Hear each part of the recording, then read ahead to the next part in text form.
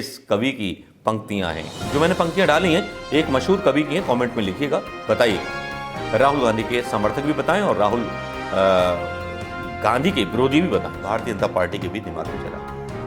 राहुल गांधी आज ढोल बजाते हुए नजर आए। मुझे लग रहा था जैसे संघ का और भाजपा का पूरी तरह से ढोल फाड़ने को वो तैयार हो। ये तस्वीरें बड़ी दिलचस्प थीं जो देखने को मिल रही थीं सोशल मीडिया पर। एक यूथ का और एक्सपीरियंस का कॉम्बिनेशन जो चलने वाला है वो कितना बड़ा कमाल करने वाला है कांग्रेस के लिए, ये हम देखेंगे आने वाले टाइम में।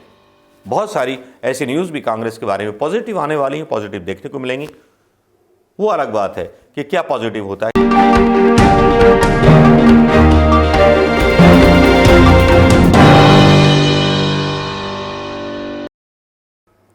दोस्तों नमस्कार, मैं मनोज कुमार शर्मा, आजाद हिंद आवाज न्यूज के लिए आपके बीच में एक बार फिर।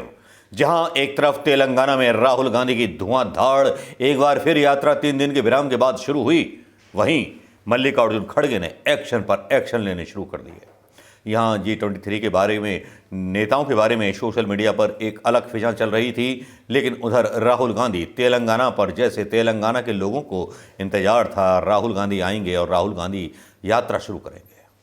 राहुल गांधी की यही खासियत है कि जितना आकर्षण राहुल गांधी का दक्षिण में है, उतना ही आकर्षण और कौतूहल उनकी यात्रा को लेकर के बाकी की हिंदी भाषी स्टेटों में बढ़ता जा रहा है। लोग अनुमान लगाने लगे हैं कि राहुल गांधी की यात्रा जैसे जैसे बढ़ेगी, क्या जितना विशाल एक पद यात्रा में देखने को मिलता है जनसमूह, क्या वैसे ही मिलेगा या कुछ अलग होगा उत्तर प्रदेश में आने के बाद? क्योंकि उत्तर प्रदेश को लोग थोड़ा सा आशा के साथ देखते हैं, क्या इतना बड़ा जन समर्थन मिल पाएगा। लेकिन जब जब मेरी बात होती है यूपी में या जहां भी लोग बात कर रहे हैं, और जिस तरह की गंदी पॉलिटिक्स हिंदुस्तान के अंदर शुरू हो गई है, उसने एक बात तो बोल दी है, एक नैरेटिव तो बन गया है हिंदुस्तान की जनता में कि राहुल गांधी भोले आदमी हैं, सीधे आदमी हैं, ईमानदार आदमी। यह नैरेटिव संघियों के दिमाग में भी चला गया है, भारतीय जनता पार्टी के भी दिमाग में चला गया है। राहुल गांधी आज ढोल बजाते हुए नजर आए। मुझे लग रहा था जैसे संघ का और भाजपा का पूरी तरह से ढोल फाड़ने को वो तैयार हो। ये तस्वीरें बड़ी दिलचस्प थीं जो देखने को मिल रही थीं सोशल मीडिया पर।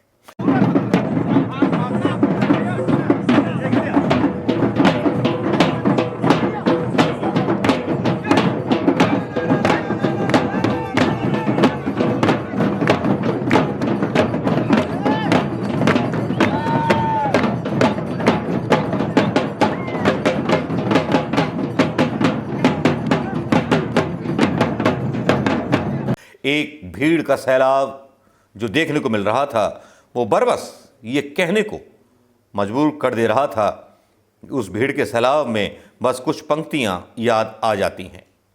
पंक्तियां कुछ ऐसी जिन पंक्तियों को कभी गांधी जी के लिए लिखा गया था।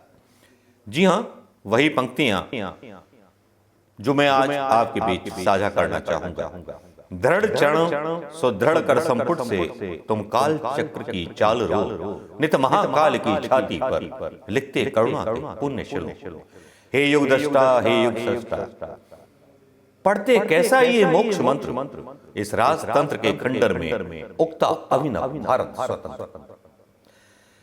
ये वो कविताएं हैं, ये जो बोल हैं, ये अपने आप में उतने ही अनोखे हैं जितना अनोखा उनका भाव है राहुल गांधी का, जो अपनी यात्रा में उन लोगों को सबको साथ लेकर के चल रहे हैं हिंदुस्तान को जोड़ने की यात्रा के लिए।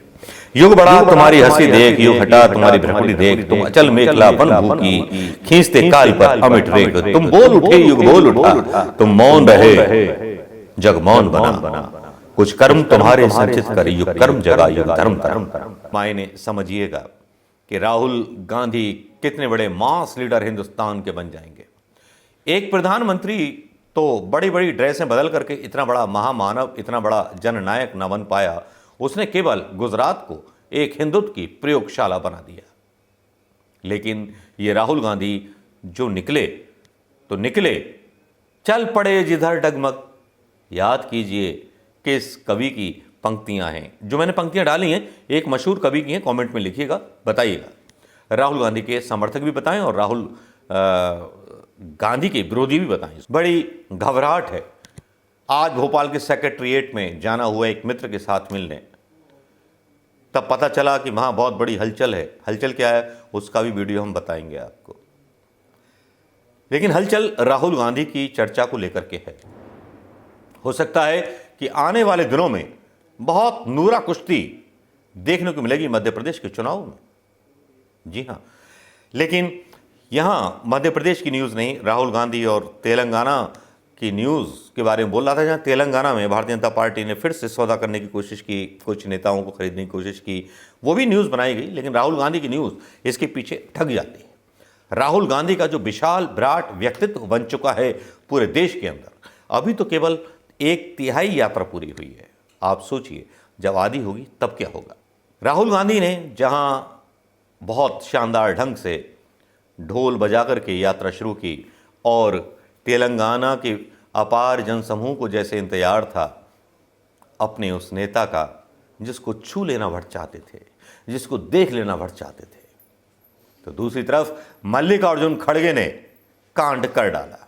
कांड कुछ इस तरह से कर डाला कि कम से कम कई नेताओं की छुट्टी उन्होंने जो थी कार्य समिति से कर डाली।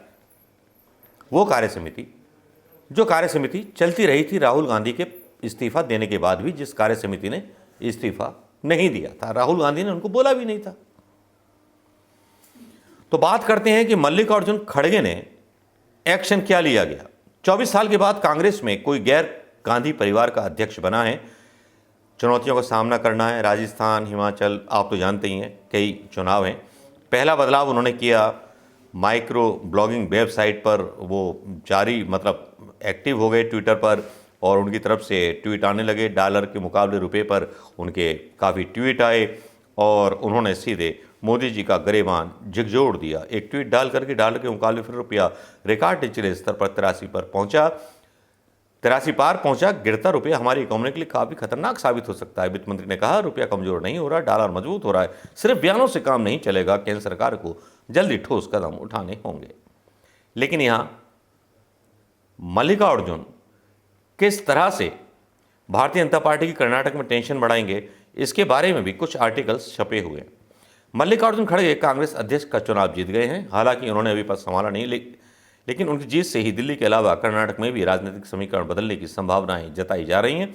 दरअसल वे खुद खड़गे ने भी कुलबर्गी से ही राजनीतिक सफर की शुरुआत की थी। ऐसे ही राज्य के बड़े नेता के पार्टी प्रमुख बनने से प्रदेश इकाई जातीय समीकरण पर असर पड़ सकता है।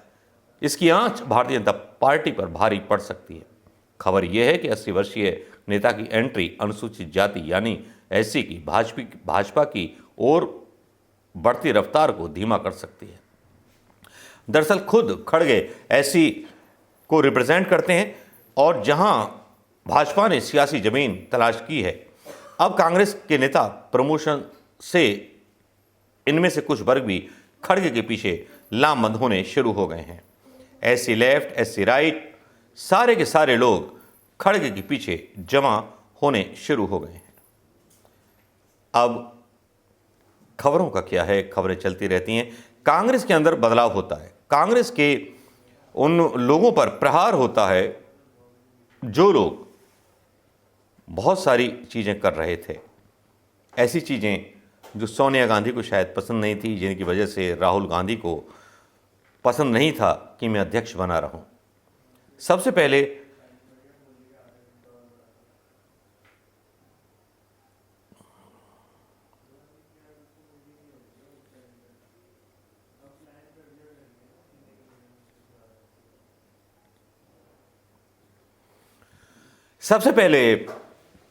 जो है खड़गे ने काम ये किया, काम इतना बड़ा किया है कि काम G23 के कई नेताओं को बाहर कर दिया है। G23 में 2 नेता उन्होंने अपने यहाँ बीच में लिए हैं, जिसमें आनंद शर्मा का नाम उल्लेखनीय है और एक और नेता हैं G23 के जिनको लिया गया है, हुड्डा वुड्डा और मनीष तिवारी वगैरह सबको साइड ट्रैक कर दिया है। आनंद शर्मा का नाम मुख्य है, प्रमोद तिवारी भी उसमें से आते हैं।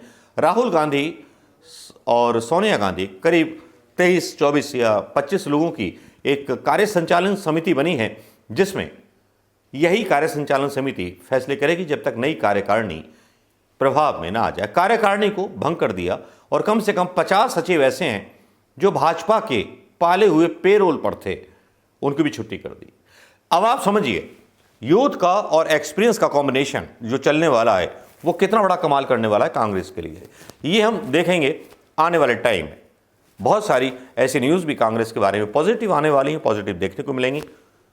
वो अलग बात है कि क्या पॉजिटिव होता है क्या नेगेटिव होता है, लेकिन सच्ची जो खबरें थी वो हमने आपको बता दी। राहुल गांधी के बारे में अपना आकलन बता दिया, पब्लिक का आकलन बता दिया। मल्लिकार्जुन खड़गे ने किस तरह से धीरे धीरे छुटकारा पाया है उस जंग से, या पाना चाहते हैं उस जंग से, जो जंग कांग्रेस पार्टी पर पिछले 8 सालों में लगा दी गई थी। नमस्कार, जय हिंद दोस्तों।